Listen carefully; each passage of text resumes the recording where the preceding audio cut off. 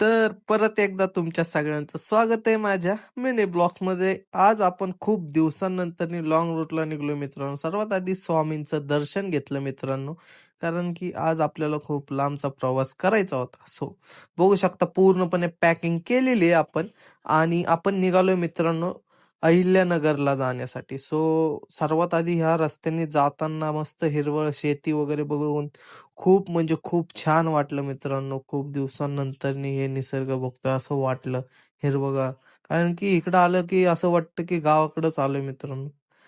सर्वात भारी वाटलं. मस्तपैकी जाता-जाता बजरंगबली पण दिसले मस्त. त्यांचंही दर्शन घेतलं. मस्त थाटामध्ये उभे होते. त्यांना बाय करून आपण निघालो मित्रांनो पुढच्या रस्त्याला. सर्वात आधी आपल्या गाडीमध्ये फ्यूल कमी होतं. म्हटलं पेट्रोल आधी भरून घ्यावं. पेट्रोल वगैरे आपण फिल केलं. वापिस पॅक झालो आणि मस्तपैकी निघालो. लास्ट टाईम आलो होतो त्यावेळेस ह्या सूर्या इलेक्ट्रॉनिक्समध्ये शिरोळ ह्या ठिकाणी व्हिजिट केली होती मित्रांनो. ह्या ठिकाणी पण थोडा मशीनमध्ये प्रॉब्लेम होता.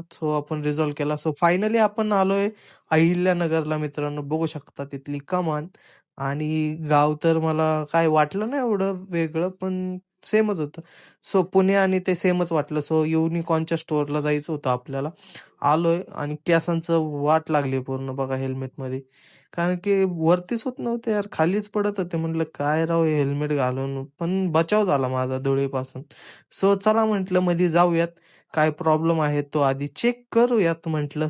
बघितले ते iPhoneचे स्टॉक मस्त लागलेले 17 वगैरे.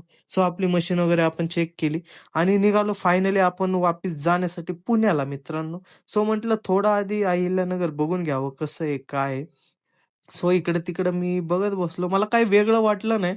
सेम पुण्यामध्ये असल्यावानीच वाटलं, बाकी काय नाही. तर चला म्हटलं अजून 122 किलोमीटर आपल्याला कव्हर करायचंय. सनाटमध्ये म्हटलं आता किती वेळ 3-4 तास तरी लागतील मित्रांनो. कारण की आता जेवावं पण लागेल नाही का. 4-5 तास तर लागतीलच आरामात. एवढे नाही 3 तासात कव्हर होऊन जाईल मे बी.